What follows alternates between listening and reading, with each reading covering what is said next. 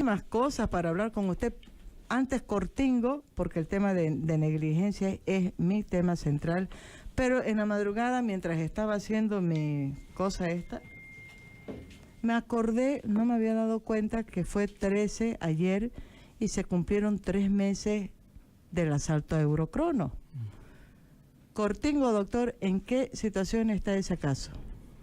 Bueno, las investigaciones siguen avanzando, se ha tomado declaraciones a una gran cantidad de testigos, aproximadamente unas 22 personas que han declarado, aparte de las víctimas también, ¿no?, que han estado ese día de los hechos. Se tiene programada una pericia balística reconstructiva. Se va a tener una reunión en conjunto con todo el equipo, tanto del IDIF, la Comisión de Fiscales y directores de la Fiscalía General, para ya determinar los siguientes pasos que vamos a dar en tema de investigativo. Pero la investigación continúa. Ahí es un hecho complejo, es un hecho que involucra a muchos actores, ¿no es cierto? Entonces se está avanzando, hay importantes avances, hay resultados inicial de la pericia que ha determinado el IDIF sobre el tema de las armas de los que han usado los delincuentes, por ejemplo, cuál fue la arma que provocó la muerte del teniente, ¿no es cierto? Entonces hay resultados iniciales, hay resultados primarios que ya nos dan ciertas luces para seguir avanzando. En ningún momento se está deteniendo la investigación. Como le digo, es un hecho complejo que amerita profundo y alto profesionalismo, tanto de los peritos del IDIF como también de nuestros fiscales. Hemos tratado de buscar nuestros mejores cuadros de fiscales con experiencia en este tipo de investigación para que se llegue a esclarecer la verdad histórica de los hechos, para que se llegue a establecer la verdad material. Yo comentaba, doctor, al comienzo, porque cité eso de que se cumplieron 3 meses de este hecho, que al menos en este caso uno ha visto una preocupación del Ministerio Público por avanzar en la investigación. El informe del Instituto Forense al que hace usted referencia echó luces definitivamente sobre cuál fue la bala que mató al teniente y cuál fue la bala también, o por lo menos cuál no fue el arma que disparó la bala que mató a Ana Lorena Torres Torrico. Pero decía yo, el trabajo del Ministerio Público ha sido cuesta arriba, porque vemos desde el gobierno, desde el Ministerio de Gobierno, muchas trabas al trabajo del Ministerio Público, en este caso al menos. Yo hice referencia, ¿no? La última noticia que leí fue de que el Ministerio de Gobierno había admitido, o fue el comandante de la policía, no me acuerdo cuál, que por lo menos la mitad de los efectivos que fueron parte del operativo que se hizo en Eurocrono ya habían sido cambiados de destino y que por eso no habían podido presentarse a declarar. Eso es una clara obstaculización, que estoy pudiendo decirle las palabras, ¿no?, del trabajo del Ministerio Público en casos como estos, doctor. Bueno, nosotros como Ministerio Público, bajo ese principio de autonomía e independencia funcional y siempre buscando la objetividad, ¿no es cierto?, nos basamos exclusivamente en los elementos que tenemos de investigación, todas las evidencias, los indicios, los elementos probatorios que hemos colectado el día de los hechos. Entonces nos abocamos a hacer ese análisis y esa investigación de forma objetiva y transparente. Los elementos externos de repente que pretendan frenar una investigación quizás no van a afectar en la objetividad que tenemos como Ministerio Público, porque nosotros tenemos un deber, ¿no es cierto? Tenemos una función como Ministerio Público y es la de establecer la verdad histórica de los hechos. Tenemos que dar una respuesta eficaz, pronta, oportuna, y para ello vamos a agotar todos los medios necesarios idóneos que tengamos a nuestro alcance, ¿no?, desde los recursos humanos, desde tecnología, para poder esclarecer este caso. No siempre es fácil, ¿no?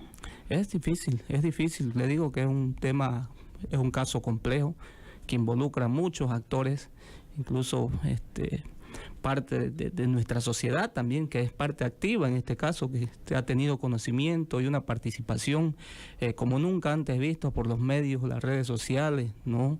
Ha formado algún criterio más allá de su experiencia, más allá de su conocimiento científico, pero que ha significado un gran aporte para el avance investigativo del caso. Entonces, todos esos elementos son recogidos por el Ministerio Público y son analizados también a profundidad para que sigamos avanzando en la investigación. Hay un plazo, porque hay plazos, ¿no? Se establecen 6 meses, o ¿cuántos meses para que se termine la investigación y pueda llegar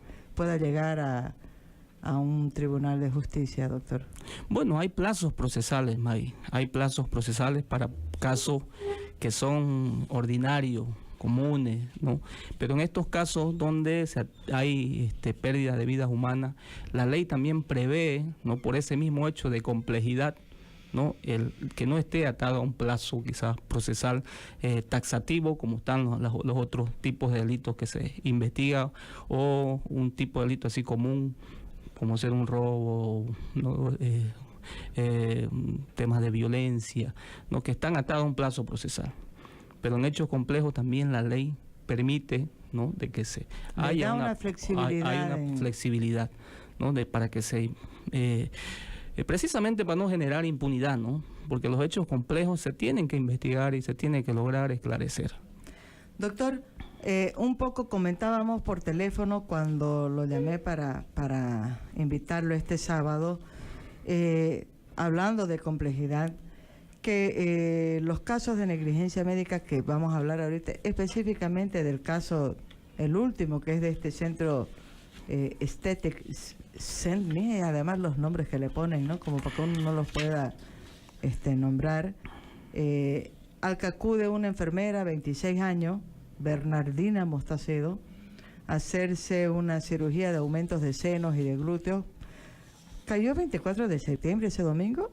Porque dice domingo anterior en una nota que yo leía, y deduciendo es como si fuera el 24 de septiembre. Queda en estado vegetal en el momento tras recibir la anestesia, y está en estado vegetal durante varias semanas, pero finalmente fallece. Y en la charla que teníamos con usted, doctor, ayer, coordinando para la entrevista de hoy, salió un tema que me gustaría mucho que usted lo converse, y por eso le decía, no, mañana va a ser la oportunidad, que los casos de negligencia médica son también complejos a su vez, porque no deberíamos de preocuparnos únicamente, aunque hay un actor principal, un responsable principal, el centro de estética, la médica, el anestesista, no sé, pero también la importancia de que la ciudadanía aprenda de los dramas de otras personas, de los dramas ajenos, y no repita historias, ¿no? Porque este centro no tenía autorización para hacer cirugías de este tipo, ¿o no, doctor? Sí, bueno, es lamentable que tengamos que tocar este tema, ¿no es cierto?, de tanta sensibilidad humana que enluta la sociedad boliviana, la sociedad cruceña. Es lamentable que de un tiempo a esta parte estamos teniendo diferentes casos donde se ha proliferado estos centros que funcionan como SPA, bajo el rótulo de SPA, ¿no? Pero están brindando otro tipo de servicios que requiere una especialización, requiere de ciertas características en infraestructura, en tecnología, porque no estamos hablando de cualquier cosa, estamos hablando de la vida de un ser humano.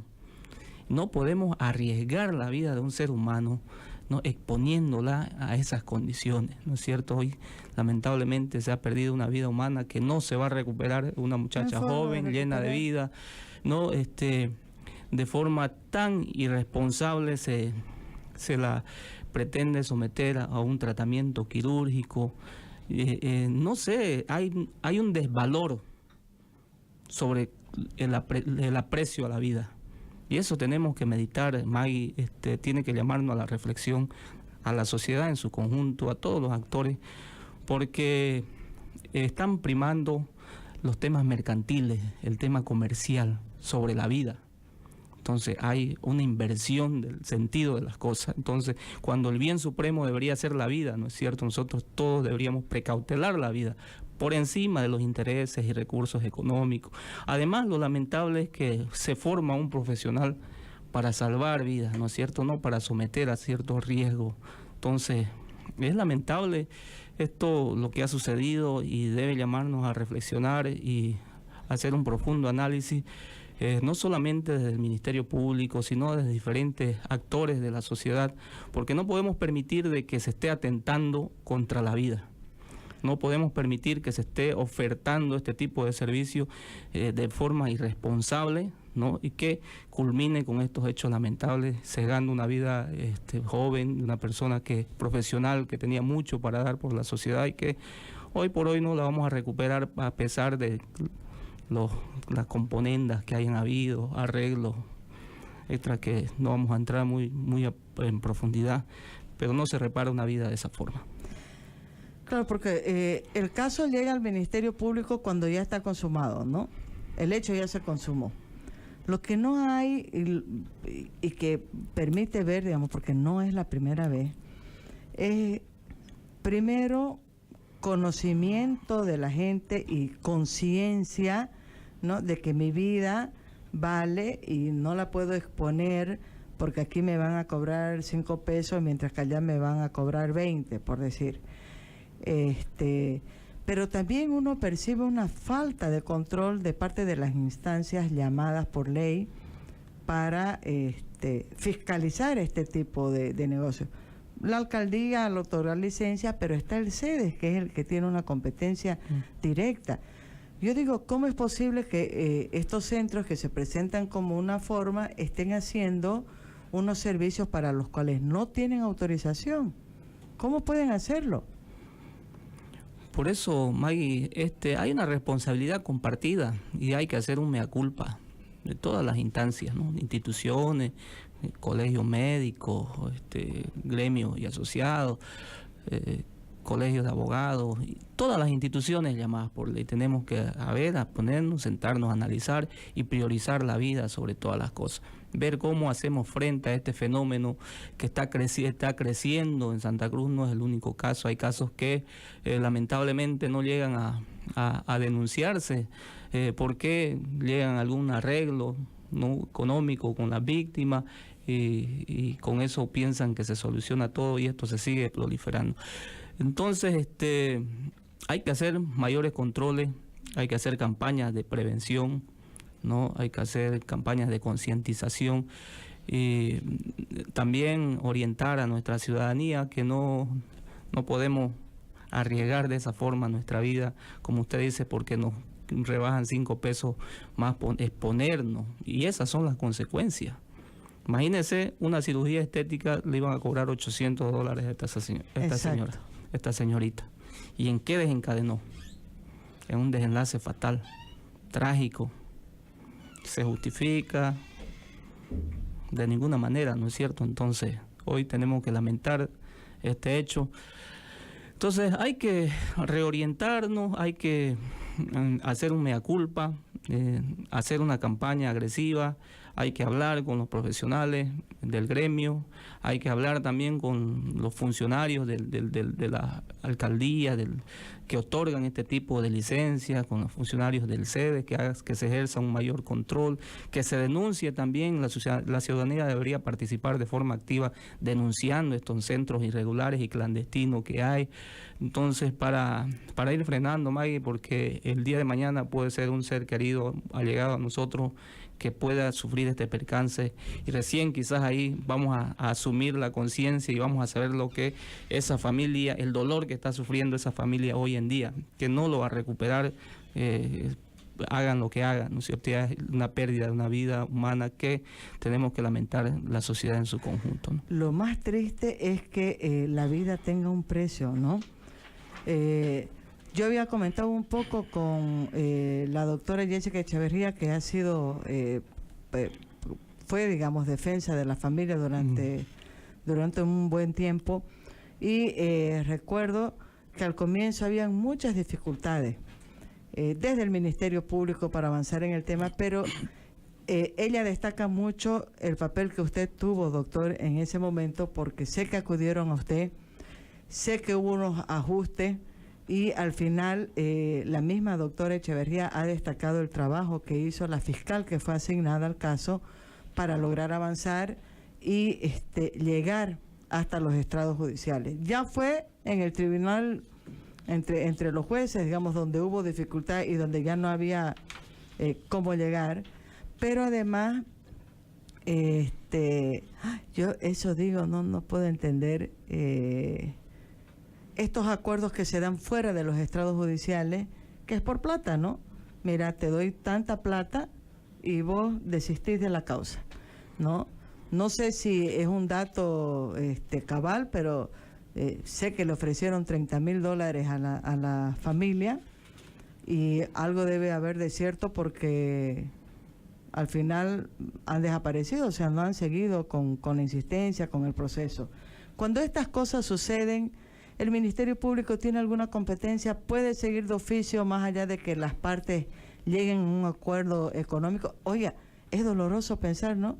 He perdido a mi hija, a mi mujer, a mi marido, a mi sobrina, no sé qué, y después de llorar y de pedir justicia, resulta que me callo porque me han venido a ofrecer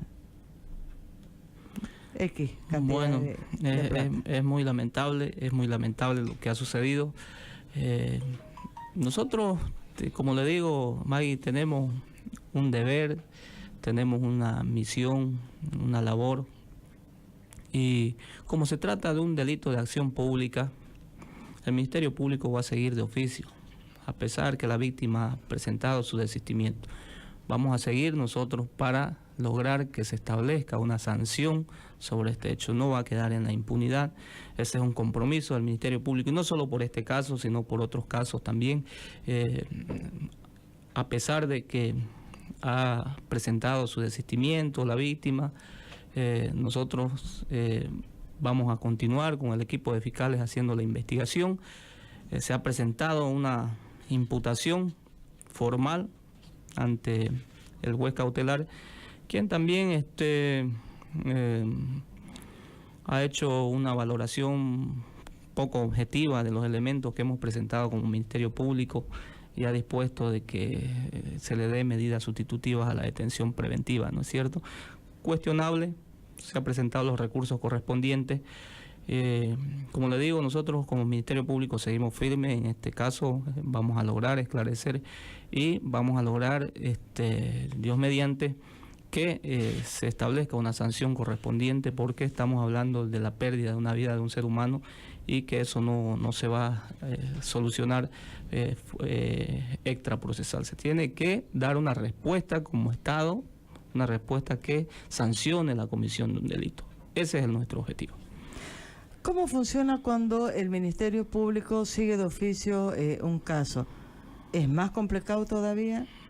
Bueno, sin duda. Aquí estamos viendo no solamente que hay un acuerdo entre partes que va contra la búsqueda de sanciones para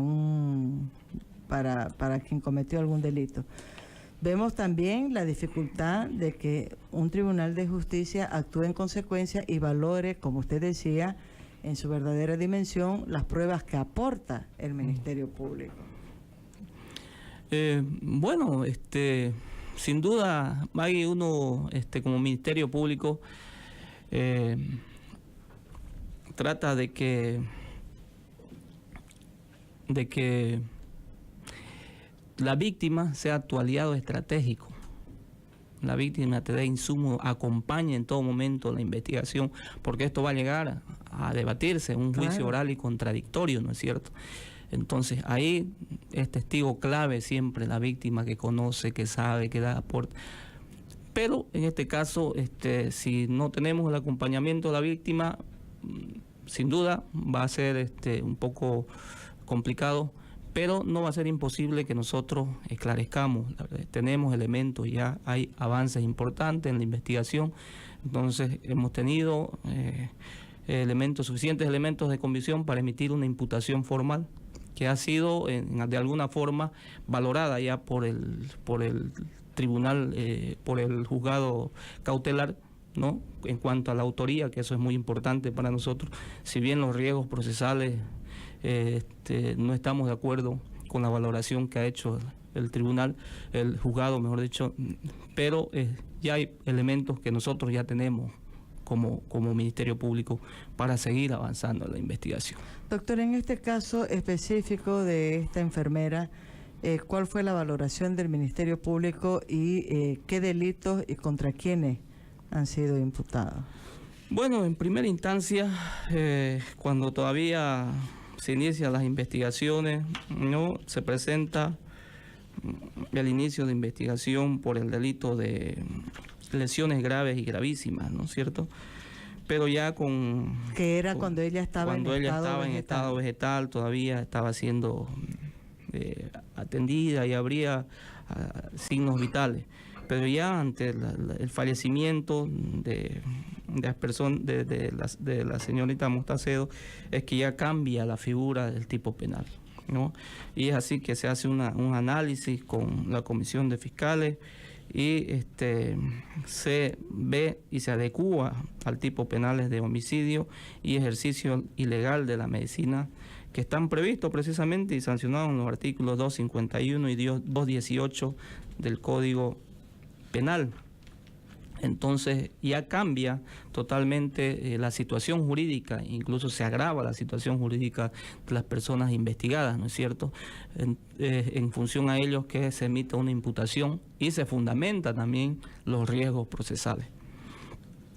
Ahora, entrevistamos aquí la vez pasada, le cuento al doctor Henry Montero, que es el presidente del Colegio de Médicos de Santa Cruz, tocando precisamente este tema, ¿no? Yo sé que es complicado también para el colegio, porque a veces uno tiende a generalizar. Nos ha pasado, los periodistas hemos sido capos en eso, ¿no? Todos los políticos son corruptos, todas las mujeres son no sé qué, todos, y todos los... No, fiscal. No, en realidad, si uno va, digamos, y habla con seriedad y es consciente, hay que decir que los casos, claro, llegan a la palestra y son los que tienen mayor repercusión, pero son excepciones dentro de un gremio. Pero yo le decía al doctor, ustedes deberían de ser aliados del Ministerio Público y ser los primeros interesados en que esos casos lleguen a una sanción y que el responsable pague, porque por uno, al final, pagan todos, ¿no? Ahora, y eso pasa también en el gremio de periodistas, esa cosa que hay corporativa de defenderse entre uno, ¿nos pasa o no los periodistas? ¿Ah?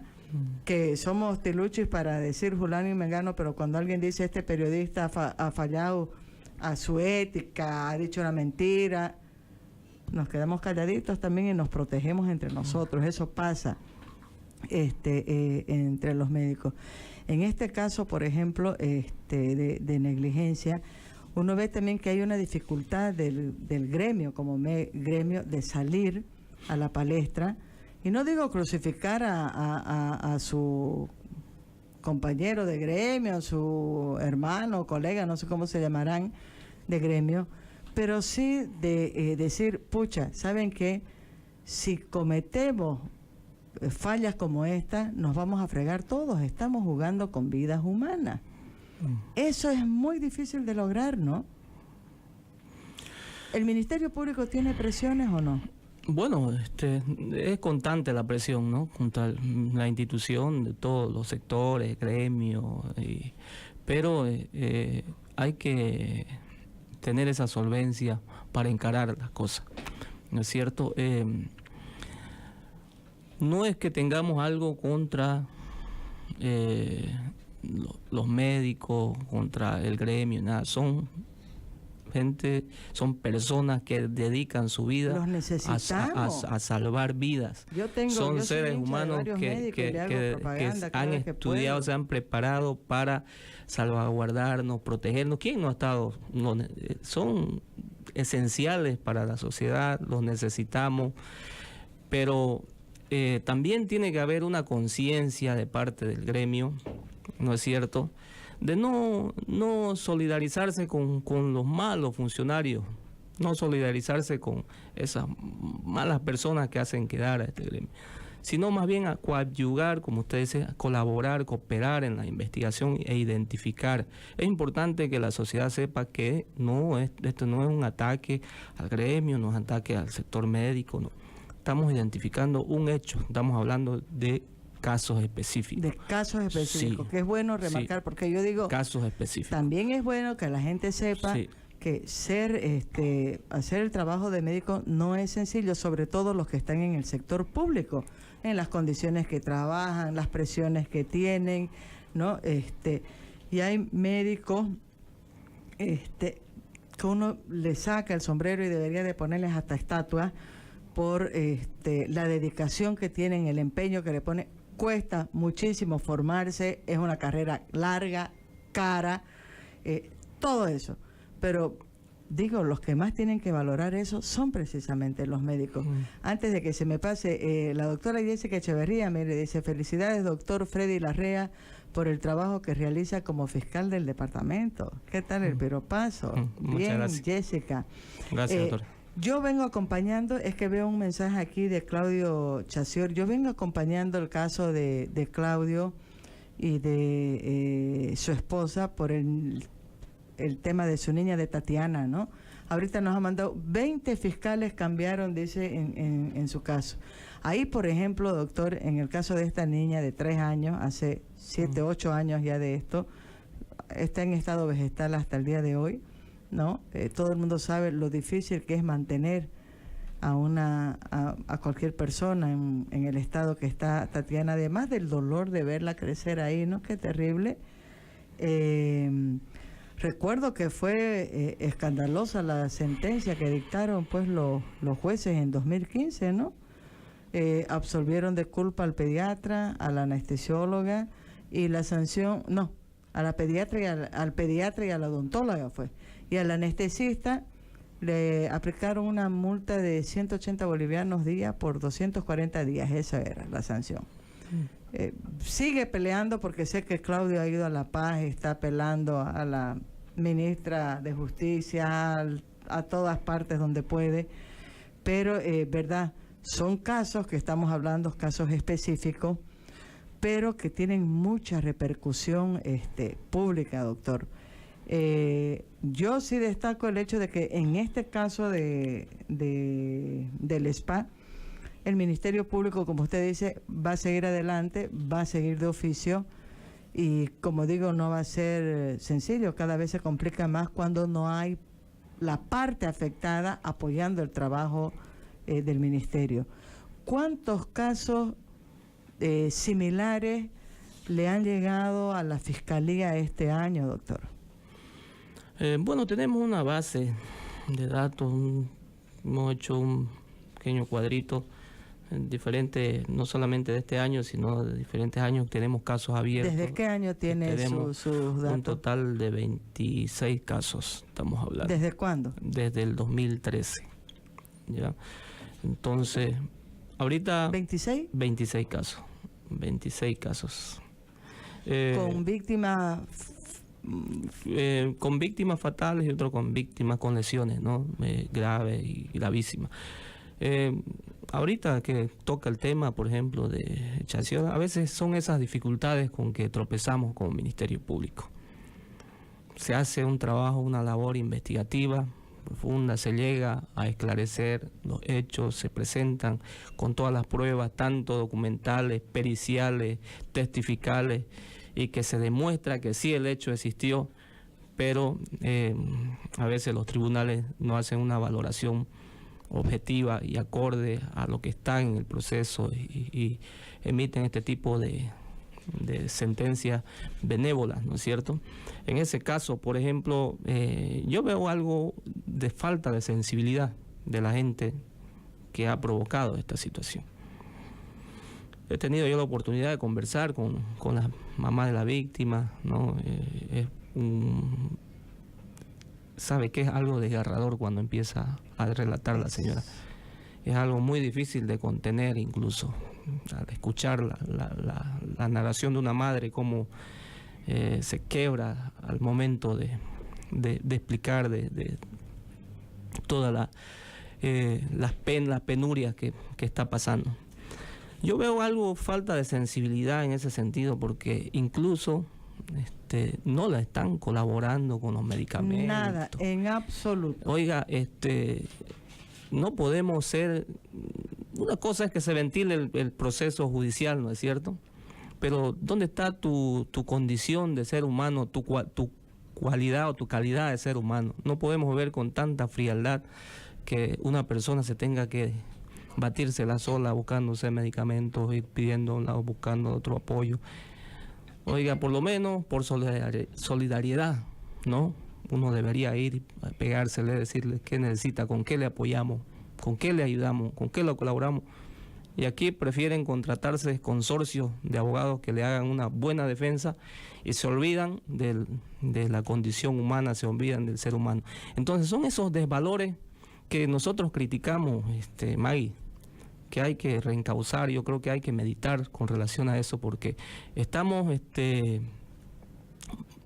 privilegiando quizás lo económico, lo comercial por sobre la vida.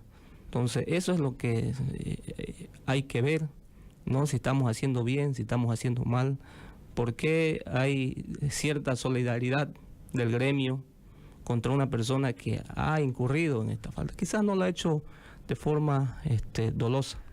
Claro, porque siempre dicen, no es que un médico, no, igual que en los accidentes de tránsito, el chofer no salió a matar. Por supuesto, nadie sale a matar. Pero Maggie, hay protocolos que se tienen que cumplir. Y no se cumplen. Claro, hay protocolos que se tienen que cumplir. Y si no los cumplen, entonces que culminan en estos desenlaces con pérdidas humanas o con afectación de por vida en los seres humanos. Entonces, por eso le digo, y más aún agravan la situación, que no hay un apoyo, ¿no?, en asistencia a esa familia que está padeciendo este tipo de cosas. Entonces, eso nos tiene que hacer reflexionar, y yo creo que debe haber un grado de sensibilidad y apoyar a la gente que es víctima, que tiene su familiar malogrado por algunos malos profesionales. Yo creo que el gremio debería ir, decirle, señora, ¿sabe qué? Le vamos a ayudar, le vamos a brindar, le va a asistir a esta persona, no darle la espalda. Claro, yo creo que el problema de fondo es que al no haber una conclusión del proceso, al no haber una sanción de acuerdo a ley, porque nadie está pidiendo que se le pase guillotina a nadie, de acuerdo a ley, no hay el temor, ¿no?, de parte del resto de decir, pucha, yo me voy a cuidar, yo voy a cumplir con mis procedimientos, voy a ser respetuoso de la ética profesional, sea periodista, abogado, médico, porque si no lo hago, voy a la cárcel, me van a quitar mi licencia para ejercer mi profesión. Como no existe eso, la impunidad, doctor, yo percibo, digamos, es lo que genera que continúen repitiéndose los casos, ¿no? Ahí veo una dificultad. De estos 26 casos que usted me cita desde el 2013, ¿cuántos han llegado a sentencia? ¿Usted tiene ahí cuántas mujeres, hombres, más o menos un promedio de edad de las víctimas o no? No tenemos, Maggie, ahorita hemos hecho algo así nomás. Dijeron, podemos pasarle otro día ya algo más detallado. Porque tengo la impresión que son mujeres en su mayoría las víctimas de negligencia médica. Sí, hay también varones.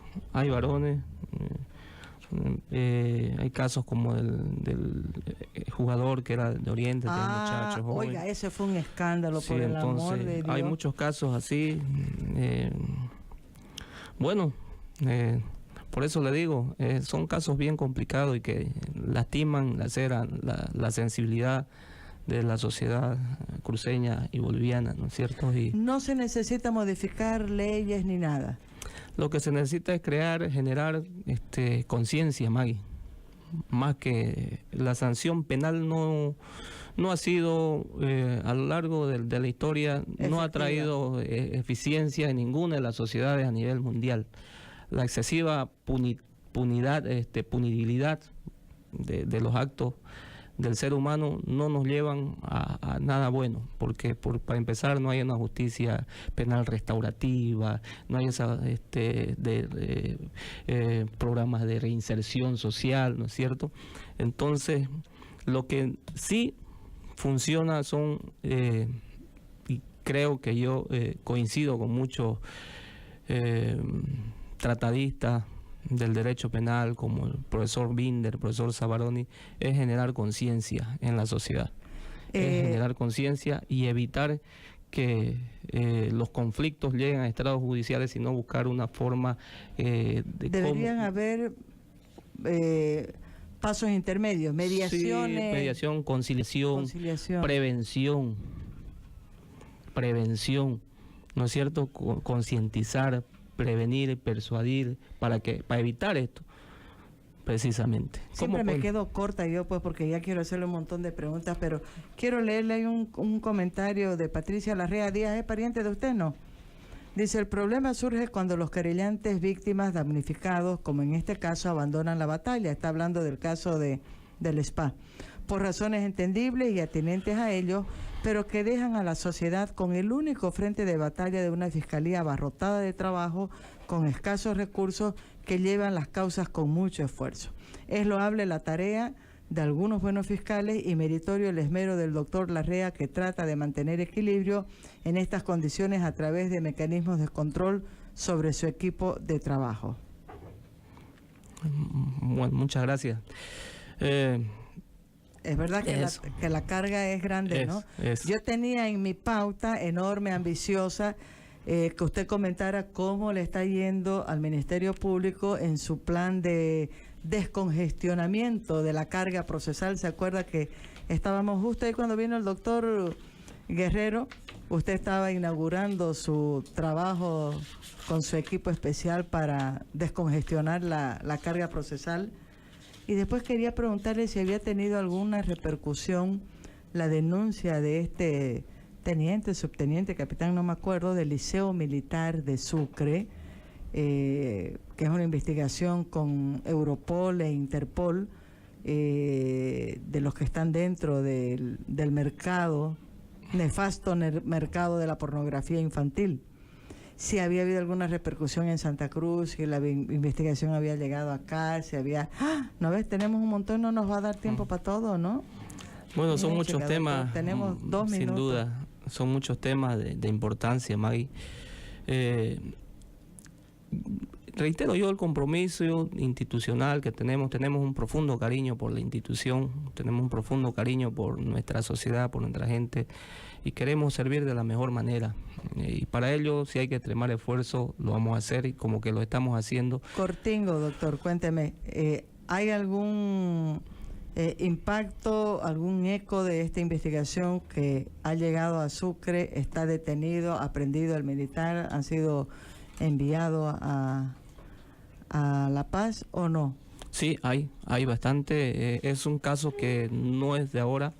La investigación ya se realizó, se ha comenzado, si mal no me equivoco, en enero, febrero. Son 12.000 números de teléfono que están investigando. Se han hecho operativos aquí en Santa Cruz. Hay ¿También? Personas que han sido imputadas desde acá de Santa Cruz, en el primer operativo.